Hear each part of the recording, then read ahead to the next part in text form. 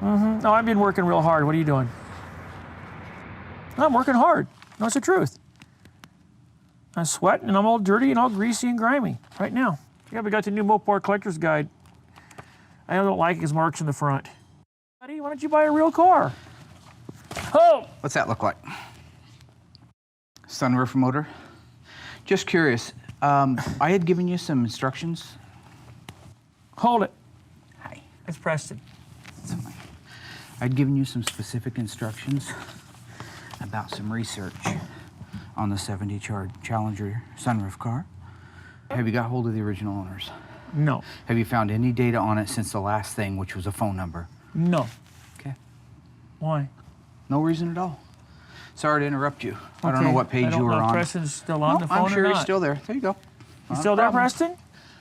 I agree. Josh!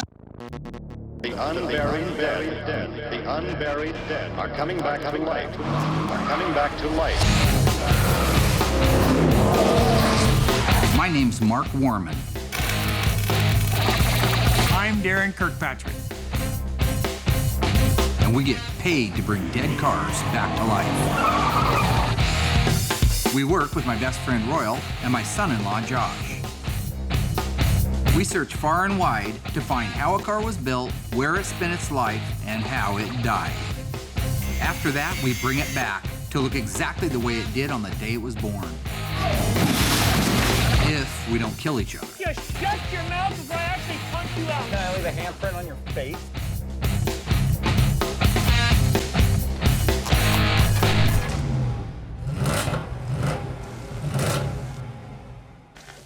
I knew last week was one of those freaks of nature that wasn't going to happen very often.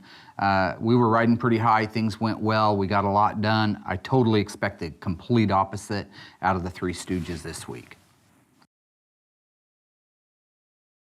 1970 Plymouth Superbird 440 automatic Alpine White out of South Carolina. 1970 Dodge Challenger RT factory 440 Magnum 375 horsepower power sunroof. 1970 AAR Cuda 346 barrel 4-speed lemon twist yellow. I also want to get the Daytona Charger up on the rotisserie and sent off to the Media Blaster. Now that we've got the drivetrain installed in the quadruple black 71 Cuda Phantasm car, I can get back to doing some research and history on the other cars. Josh!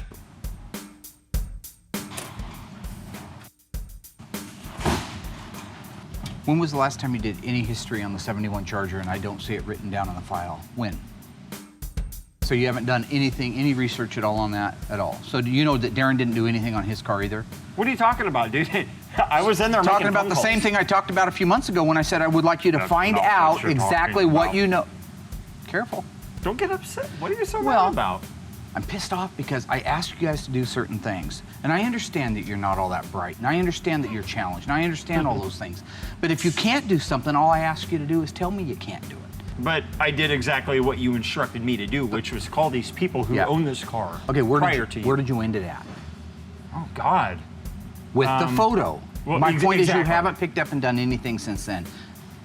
Okay, that's all I wanted to know. Well, hey, No, how about it's good. this? God, he's disgruntled. I come up and Darren's sitting in the car on the showroom floor, reading a magazine, talking to his buddy instead of doing the research on the cars like I've asked him to do. When I ask him to do something like that, I expect it to get done. I go out to find out if Josh has been doing his job. Absolutely not, he hasn't been doing his job. Why would he be? So I'll tell you what's gonna get their attention. I'm gonna run an ad online right now for a historian and somebody to help me with some of these parts and somebody to help me with some of the public relations. Because it's too much for me to do. They obviously don't care. And if it's gonna get done, it's gonna be up to me to hire the person and put them in the position to be able to handle it. That's tough on them. That'll be a cut out of their pay. And I'm happy to cut their pay. Today we have the 69 Charger Daytona on the rotisserie, loaded up on the trailer, and on its way south to Evelyn's Media Blasting in Roseburg. When we get it back, it'll be bare metal, and we'll be ready to start replacing panels.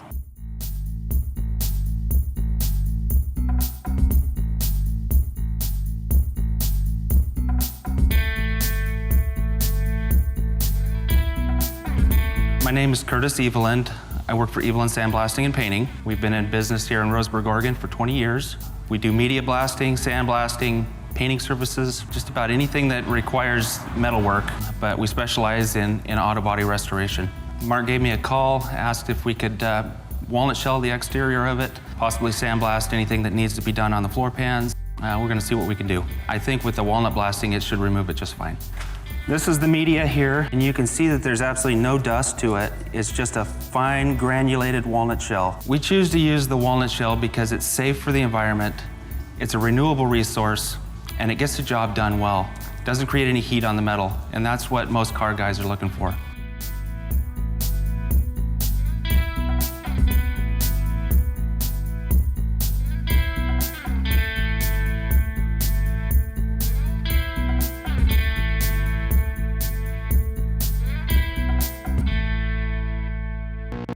Hi. Hi.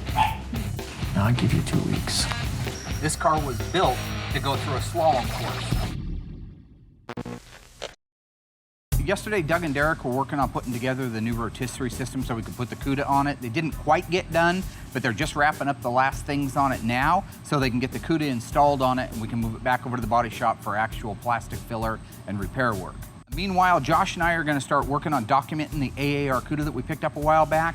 A lot of little detail-oriented things that are very unique to the Trans Am Challenger and the AAR CUDA, and it's time that he learned what those are. I'm actually really excited to see the difference between the 1970 AAR 340 6-barrel car and the 1970 383 car. The AAR CUDA and the TA Challenger in 1970. It's the only time they made them. They only made them for a few months, okay? I want you to be able to tell me how many months they made them for and what those months were. Okay. In 71, you saw these a lot. What is this? A sway bar. It's the rear sway bar. Now, here's one problem I got.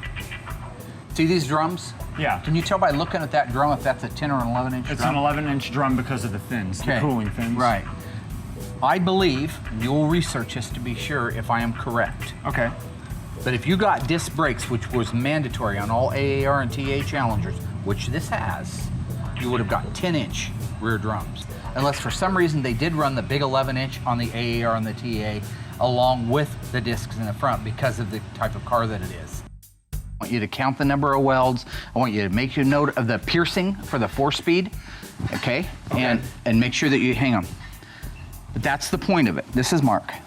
Since posting the ad online for the research assistant, I've received a lot of response. However, very, very few of the responses that I got had anything to do with the ad that I placed. One of the things about experience was we were hoping to have that in that arena where we had said, looking for experience. I would think that if I put an ad out that says research assistant wanted, must have experience, then that person coming in to apply might have, I don't know, I'm not thinking of experience. Okay, so Josh, working our way forward on the car, we've got the torque boxes, okay? You're familiar with these, they came on the convertibles, They came on the 440 Magnum, 446 pack, 426 ME, okay? They also came on the 346 barrel cars. They stiffened the unibody up by marrying the frame rails to the floors. That was the point of them. They call them torque boxes. Okay. Okay. The years that when something starts to get bad, it usually gets worse. On this, Right. hang on a minute. Hi, this is Mark. In the case of this, I'm trying to spend time with Josh, trying to teach him what to be looking for on the AAR. I also want to interview my new applicants, so I'll be right back. Where are you going? Customer, be right back. Listening to these guys drone on for hours about things that have nothing to do with restoring cars is a manager's equivalent of a rectal exam.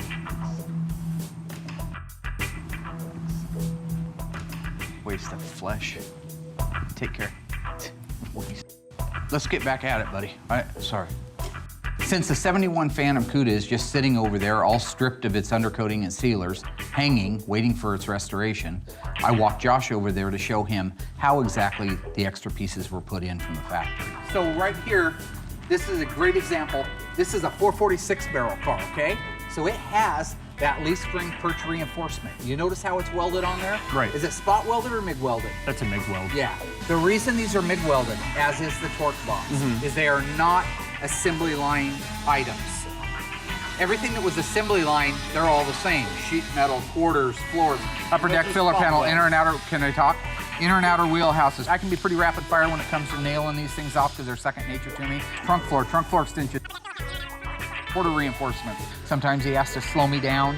A D32 was the heavy duty torque flight. D21 was the 4-speed. I am learning from Mark, and you just have to learn how to adapt to his style of humor and his style of teaching. But he's very knowledgeable, and slowly but surely, I'm learning how to pick up on things. What kind of car would have a 6-barrel? The Plymouth would have a 6-barrel, and the Dodge would have a 6-pack. Very nice. Yeah. Here's your front heavy-duty sway bar, mandatory with the AAR and TA Challengers, just like the rear one was. They wanted this car to handle. This car was built to go through a slalom course, okay? It was driven by guys like Sam Posey, who, by the way, is a friend of mine on Facebook. So don't try to... Hang on, let me write down. P-O-S-E-Y?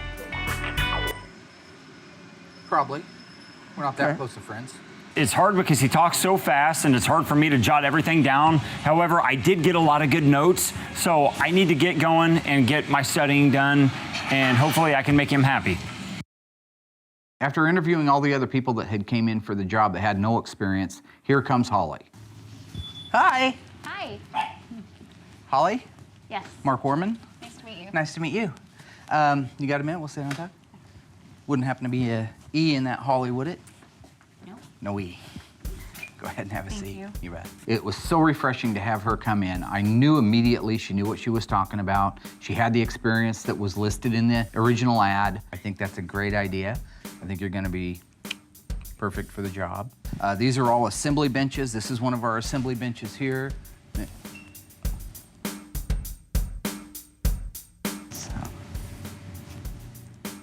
In a situation where you have kind of a newbie to the car hobby like Holly, it's very important for me to acclimate her with the cars that we're working on and the importance of each car. The history and the heritage, why those are so important, why she has a job, is held in each one of those cars. This is Holly.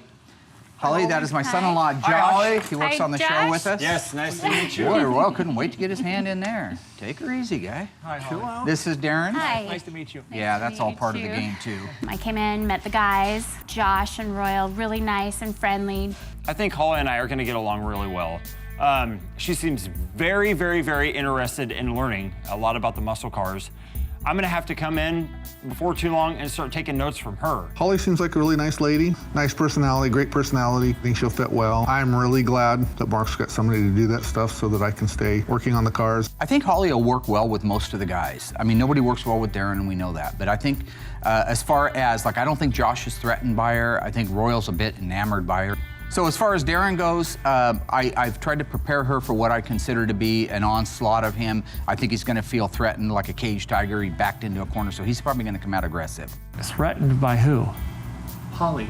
No, I'm not threatened by Holly at all. Hi, how you doing? Hi, good. How's it going, Darren? Met Darren, he was friendly, but it kind of weird later on. Came up and had a magazine and was kind of asking me questions, drilling me about different things. So did you grow up around here? I just felt like he was interrogating me, What high school did you go to? Did you go to college? Where at? just like question after question after question. You know anything about Mopars? So do you have a Mopar? Do you know anything about cars? So how did you get this job anyway? Well, I actually, Yeah. Goo goo gaga. and then it just kind of went south. I don't really think they needed to hire you actually, just to come out point blank with you. I don't see Holly having a problem getting along with me at all. Have you ever owned a muscle car? No, Did your boyfriend ever have a muscle car? no, Have you ever rode in a muscle car? no. No, I'll give you 2 weeks. If they'd have done their job 6 months ago, I wouldn't be in this position. I think that I just got in trouble. Because if you don't start doing your job, I will find somebody that will do it. The Daytona is back now, and we've got it inside the shop up on the correct rotisserie so we can start replacing panels. I'm rounding up the guys so we can get together, figure out exactly what parts need to be replaced, write down the part numbers so I can go in and order them. Okay, so the firewall looked to me like it was fine. Now that the Daytona is stripped, we can really see what all's wrong with it. It's always one of the things that you bite your nails a little when you send something out to get stripped because so much paint, so much epoxy, sealers, primers, Bondo, all kinds of things mask the true condition of the metal. Upper cowl panel, right down the upper cowl panel, because I know AMD's making those. Now that we have it back, we realize we have floors, trunk floor extensions, rear valance, a lot of sheet metal pieces that need to be replaced. The good side to that is companies like Auto Metal Direct make everything. Footwell right, You see this? That one's repairable, Mark. footwell left. Want to leave it? So what I do is I make my own subframe connectors. I weld them to the floor of the car, and that'll give it the rigidity so that we can put it up on the rotisserie and dissect it the rest of the way. We have the subframe connectors put together on the Charger. They're all welded into place, so now the body can't move. I'm gonna move it back over to the body shop so they can start drilling out all the spot welds and removing sheet metal. Mark had taken me out to do some research on the yellow lemon twist AAR CUDA, and we were out there for about 2.5 hours doing research. Well, today, Mark really wants me to go in and start doing some research on all the parts that we went over. Holly's here today, so I'm gonna take it into my own hands to maybe see if Holly can do some research for me. I mean, isn't that why she's here? Hello, Holly. Hey, How are you? good. What you up to? Just doing an assignment that Mark gave me. Yeah. He also wanted me to have you do some research on the yellow lemon twist 1970 AAR CUDA that we're working on now. I'm crazy overwhelmed. Like, insane. Like, does he want me to get it done today before I leave?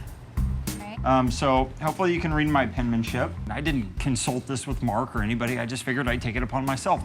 Maybe she might get more information than I would. I don't know.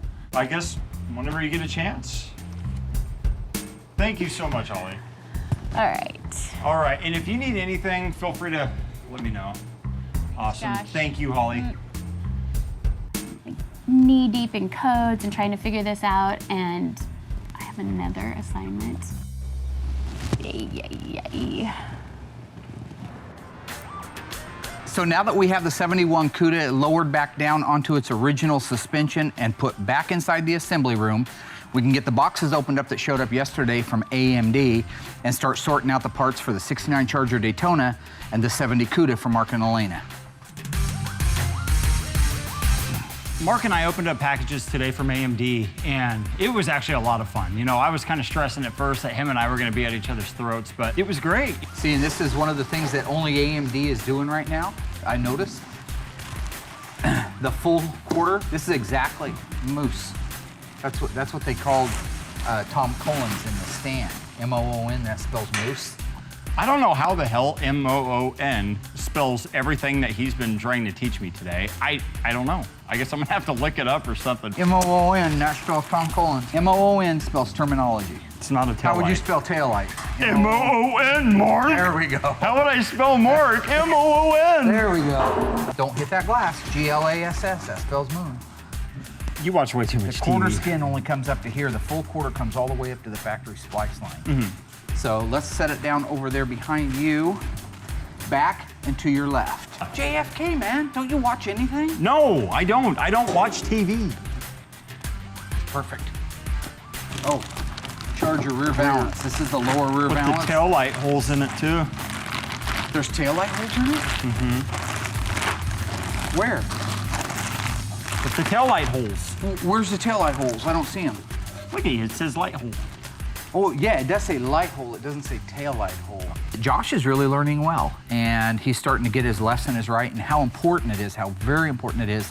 You can't just guess that it's a tail light. You have to know exactly what the part is and say the part correctly. These are backup lights or reverse lights. Tail lights actually are in those other little pieces I was showing you a minute ago. Okay. There you go, buddy. Okay. You know, he's teaching me, and I just need to learn how to get his sense of humor and put it with my own. Peekaboo.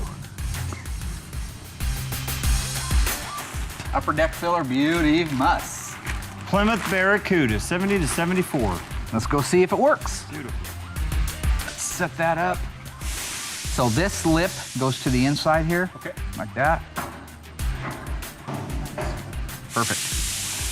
Flawless. Put that with the CUDA stuff. CUDA. This is a Barracuda left-hand trunk floor extension, okay? So let's make sure it is a left-hand trunk floor extension. Here's the quarter panel up high, comes down all the way. This looks like a left hand. left hand. No, see these holes? Yeah. A lot of aftermarket ones don't have those holes because it costs a lot of money to make the stamp punch those out. They do it. Otherwise, we'd be doing it. You'd be doing it. So that's a phenomenal part right there. And the body plug kit, now would it Yep, come with enough to it would. put in there? Absolutely. Very good body plug kit, phenomenal. You're coming along, actually. I give you a lot of crap for it, but you're coming along. 20 years ago when I started restoring these cars, these parts weren't available, and if they were just not good. AMD, Auto Metal Direct, amazing. They're licensed by Chrysler. Chrysler believes that they will do a good job of replicating the panels so much that they give them the license to do it. And it proves in every single panel that we put on these cars. One of the things I like most about the new AMD sheet metal is that I can buy as little or as much as I need. In the case of our 70 CUDA, most of the interior floors were in perfect shape. It just needed a small section on the driver's side.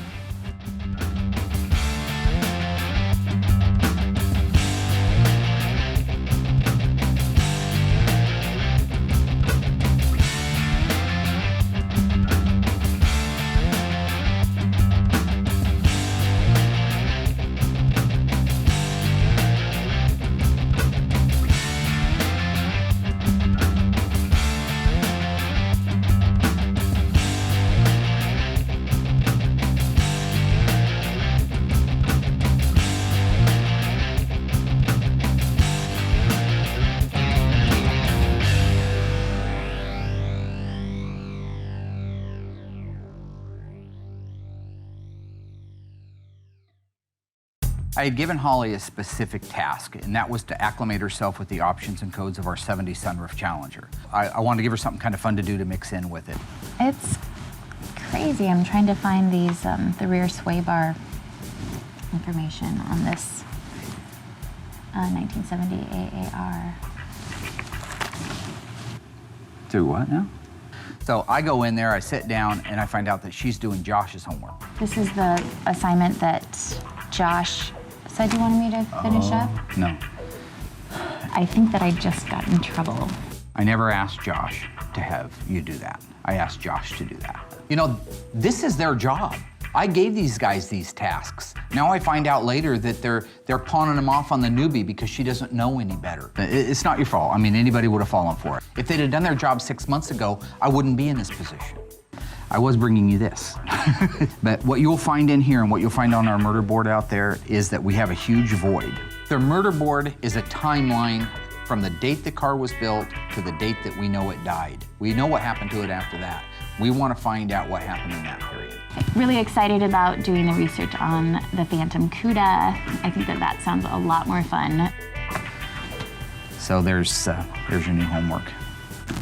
I'm not gonna let this little bump in the road get me down. I feel like I'm good at what I do. I can get the job done. I can get these assignments done.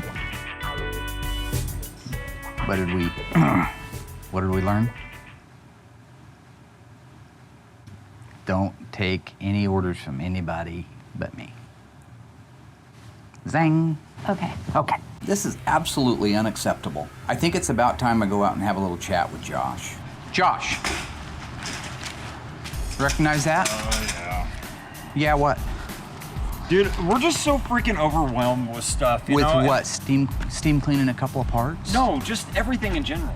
Like, I didn't do it to try to get her in trouble or anything. Well, you did get her in trouble. Well, I just figured, since she's doing the research and stuff, maybe she could help me out a little bit. You ask me before you do anything, and you do your job. Because if you don't start doing your job, I will find somebody that will do it, so.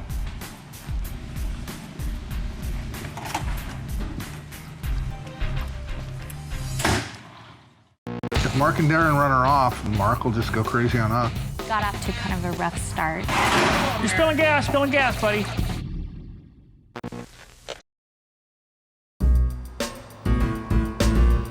I've got off to kind of a rough start. Darren has kind of been a little intimidating or trying to intimidate me. First, it was the I'm not going to last more than 2 weeks comment. I'll give you 2 weeks. And then I was working and I look up and he's just staring at me.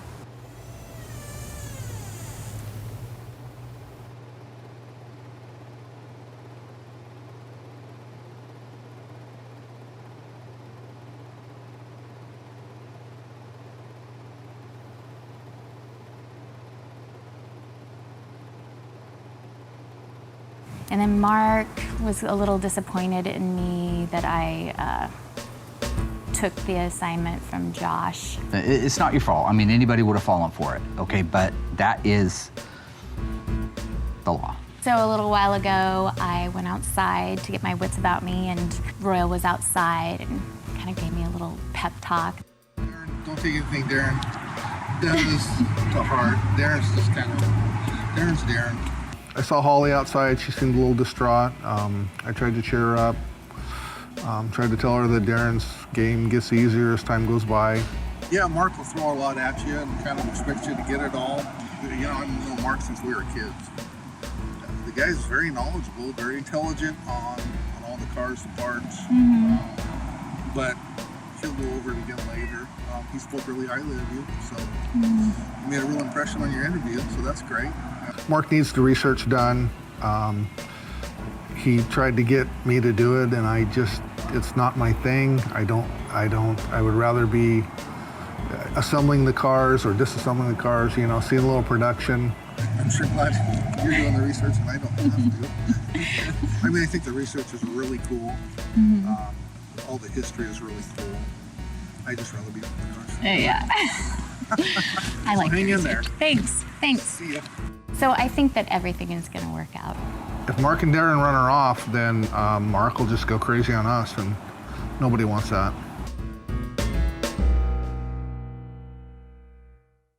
Since our 70 CUDA was dipped, every panel has been stripped of its original protection, fillers, and sealers. I replaced that with PPG's DP90 epoxy primer. Once the epoxy primer has set up for a short period of time, we can now top coat it as we see fit.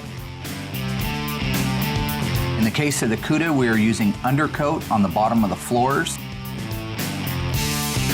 Next, we will jam the inner fender area where the fender goes. After that's done, it's time to put primer on. I use PPG K38 primer. Once we install the 5 to 6 coats of K38 primer, we let it set for approximately 3 to 4 days, and then we can start sanding on it.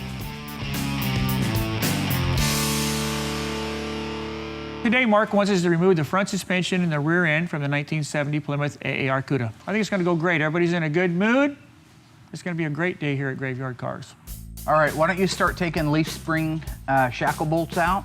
The 489, which is the strongest Mopar third member, is the strongest case. Did you know these are non-rebuildable, Mark? The 49 case? What's non-rebuildable? 49 case. Oh, it is? Unlike the 741 to 742, which are rebuildable.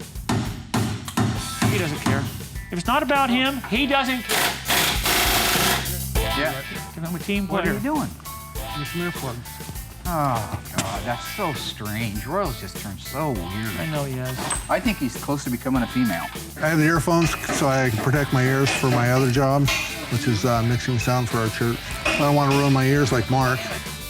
I guarantee you will never see me wearing funny muffs. That won't fit in there, buddy. Up in there. You stupid. I'm a nice person. Quit it. Not gonna let you bring me down anymore. I think it was Booker T. Washington who said, "I will let no man bring me down so low as to hate him." However, Booker T. Washington never worked with Darren Scott Kirkpatrick, so. Come on, Nancy. Why don't we put those back in? What's that?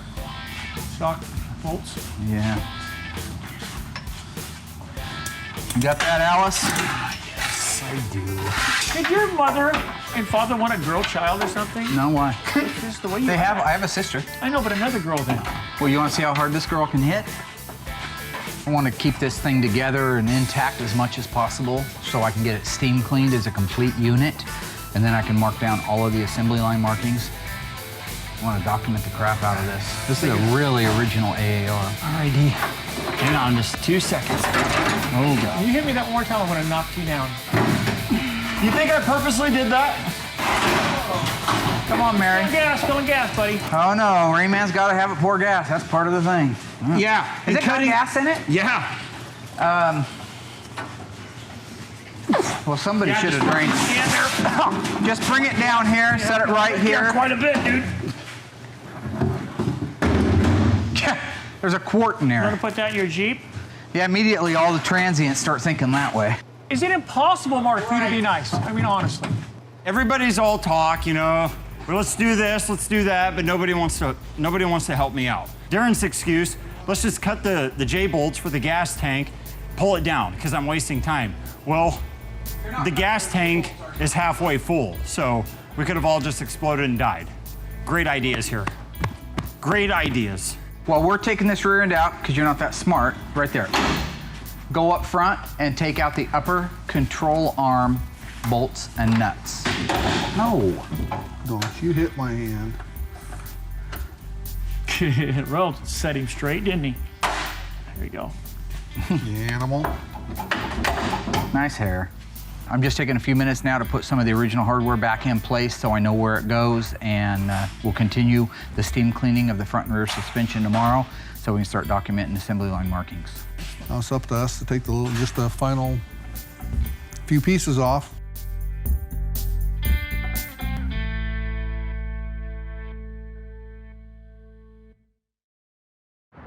So today, I was doing my research on the sunroof Challenger, and I was waiting to get some information back on it, and so decided to dig around a little bit on the 71 CUDA, and I came across a name.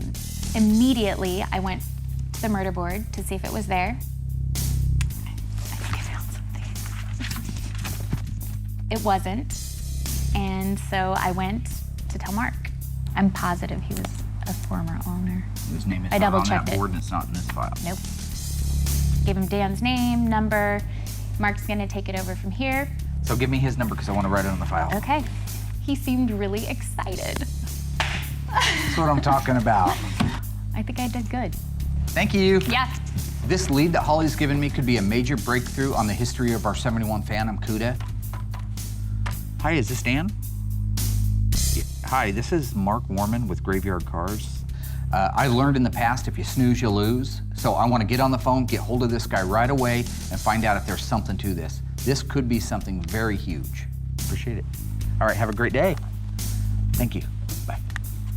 Gonna send me a picture. He's got a Polaroid that he had rolled up in the bottom of his toolbox. It's all curled up. Of what I think is the 71 CUDA 446 problem. If that's true, it's one of the biggest pieces of missing time that we have that needs to be filled in. We have nothing from the day the car was made until about 1977. He thinks he bought it in the summer of 1973 and sold it somewhere around the fall of 75. So, it's cool. Holly rocks. It was my responsibility to get it He done. was just graduating high school. What's the deal with you guys in Holly? It was looking a lot better last I saw it. So today I'm getting ready to take apart the axle on the AR, and I was taking pictures. Josh felt kind of bad. He walked up, and I respect the fact that it takes a lot to apologize, especially to somebody like me, because I usually burn you up over it. What are you doing? I just want to apologize to you about that whole Holly incident. You know, I should have came to you first and, you know, asked you if it would have been all right to use her for this, but I'm just super overwhelmed, you know, and I just got a lot going on. Did you do your homework, or didn't you? I did. But I wanted to come out here and apologize to you firsthand, you know, just to clear the water. And honestly, it was my responsibility to get it done, and I tried to pawn it off on her, and I needed to come out here and tell Mark I'm sorry and try working together as a team to get stuff done, because it's already a stressful environment as it is. Okay, I accept your apology, because it does take a lot to humble yourself and apologize.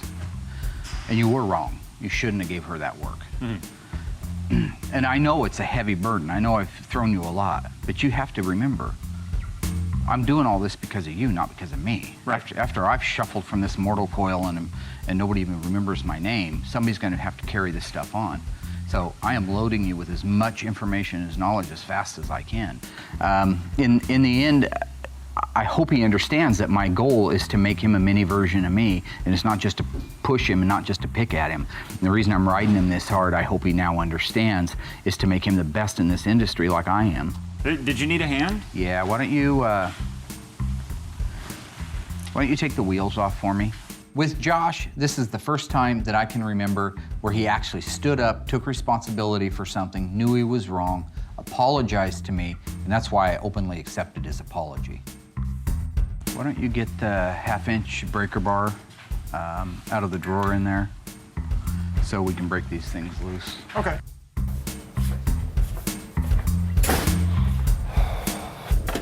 Well, you know, he talks about me wanting to carry the torch, walk in his footsteps, you know, like, I don't think I can do it. I don't think I'm cut out to do it. There's just too much stress, you know? I just don't think I can.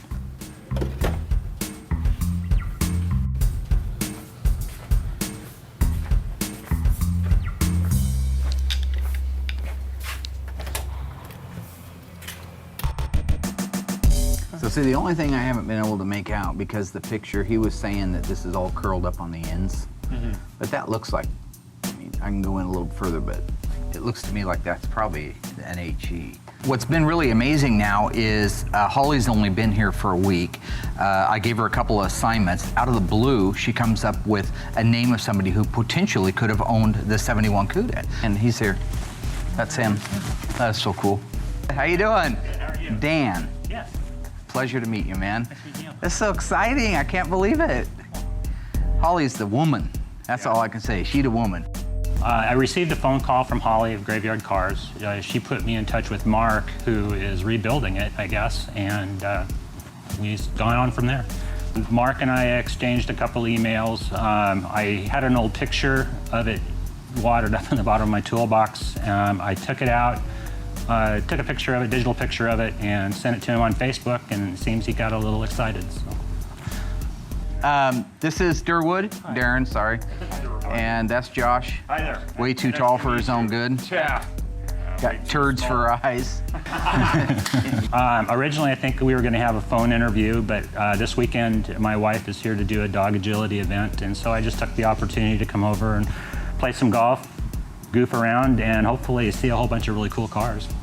After meeting with Dan, I walked him out back and showed him the 71 Phantom Cuda. This is the first time he saw it in over 3 decades. So believe it or not, that is our beloved 71 Phantom Cuda. Oh boy. Hey, it looks different. It does look a little different than in the pictures. I'm not gonna lie to you about that. Gal, huh? I call that a dreamer. Is that Wow. insane? Wow. Yeah. Absolutely crazy. Mark showed me the old Cuda, or what's left of it. It looks a little bit worn. Yeah, it was looking a lot better last I saw it. You want to see something insane? Yeah. Hard to resist, isn't it? I got the original deck lid off the car. Oh boy. That's Did you ever wash that car when you owned it? All the time, yeah. Yeah, well, your hands have been on it. Your DNA has been on it. I used to go make regular trips down Auto Row in Boise in the summer, just looking at cars and dreaming, and saw the Cuda and kind of fell in love with it. So we arranged to purchase it. So I bought that car in the summer of 1973. I just graduated from high school. That was my first big thing to do after graduation. I think the total tag on it was $27.95 before my trade, so it had less than 20,000 miles on it. Drove it around for about a year and a half, maybe almost 2 years, but had my eyes set on a '69 GTX, and eventually sold it to another guy and bought the GTX. Hey Dan, can I ask you a question? Sure. Was this body work done prior to when you got it? Do you know? Do you remember having some body work and a dent in the door when you got it or anything? No, I don't. Do you remember the front edges of the fender being cut to make room for the tires? I don't remember that either. When you got the car, what tires and wheels were on it? The stock rally wheels. Oh, they were. They were. Oh, With the yeah. chrome spokes? Yeah. Or Black with chrome spokes. So who put the appliance on it? That's where'd So you it get had them? magnums on it then? It had magnums. And this is something I would have never been able to know if I hadn't got to Dan, was what wheels and tires were on it. In 1973, when he bought the car in the summer of '73, it had the Magnum 500 wheel. I would have always assumed that car would have had the 15.7 Rally wheel. It was a very popular wheel in the day. It was a heavy car. I would have expected that. The problem is all I have is the fender tag and not the broadcast sheet. Wow. 14-inch Magnum. See, with the Chrysler, if you got the broadcast sheet, you know what wheel and tire it had. The fender tag will tell you the motor, the transmission, the rear end. It'll tell you the colors. It'll tell you the seats. But it avoids certain little things like that information. So if in summer of 73 it had Magnum 500s on it, I've got a reasonable guess that car started life with Magnum 500s. That is great. So I don't have the nomenclature from Chrysler that would have told me what wheel it had. I could have only assumed it. If you look in our artwork, you'll see the 15.7 Rally because that's what we thought it had. According to Dan, in the summer of 1973, that car was sporting Magnum 500s. My guess is it left the assembly line with those Magnum 500s. Horesco bought it in 77 with no title. Did you have a title when you had the car? Yeah, sure. So it was sold from whoever sold it to him did not have the title. So once Dan got here and I showed him the photos that I had, we spent some time on the murder board showing him the gaps that we had filled in and yet the ones that were still out there. We had looked at some of the original photos of it that were taken the day after it was wrecked and the photos shortly after what I believe is when he owned it back in 77. It is neat to see this whole history of a car from its birth to its reported death and maybe have some sort of a small little feel for a little part in that somewhere. Holly did great. In this puzzle that we're trying to piece together, there's always going to be missing pieces. Holly, Holly, Holly. What's the deal with you guys and Holly? You know, slowly but surely, I think Holly's going to eventually piece this puzzle together. It's one of the things that makes my job as rewarding as I think it is. I mean, besides being able to bring the cars back to life, which is very important, it's what I'm driven by, to be able to meet the people along the way and see the looks on their face when they see the cars restored, or hear the emotion in their voices. They're telling the story, because these stories go back 30, 40 years in some cases. And in the case of Dan, he was 17 years old. He was just graduating high school and bought his very first car, 1971 Cuda, 446 barrel, 4-speed Hemi orange with a shaker hood. And that's a pretty cool story. Thanks for the failed week. Once again, you guys came through like clockwork. I knew last week was too good to be true, so sucking at history, I was forced to hire somebody else to do that for us. Thank you very much, Josh and Royal. No, Holly's the one that did all the research. No, I mean from sucking. What? Get the research. Got the Daytona down to the blaster. We did get the Daytona down to the blaster. Got a few little holes in it. Got some pinholes in it. Not a little much. bit worse than we thought it was going to be, but that's okay. We need a few panels, more than we anticipated. Josh learned a little bit about the AAR. Okay, so now he's a little bit more adept, a little more markish on that area. You're welcome. We also got the front and rear suspension out of the AAR too, which is very important, so that we move it down and have the media blasting done on it. Next. We got the new panels in from AMD, Auto Metal Direct, and they fit great, just like a glove. Holly did an awesome job, found us one of the original owners of our 71 Phantom Cuda. Traced it back to find out that the original motor was in it as late as 1975. Thank you, Holly. Huge. Thank you, Holly. I knew she'd be good at her job all along. Yeah, I always got that feeling. And the most important thing, I think, of the entire week, if we got anything done in it at all that is really great and really solid, it was Dan, it was Holly, and it is filling in a 2-year time span on our murder board that was vacant from the time we got the car. And we got a lead on a person who actually sold the car. Yeah, we did. We actually got the person, we got the name of the person that Dan sold the car to in 75. He may be the missing link to that 440. Put another tick on the jukebox, baby.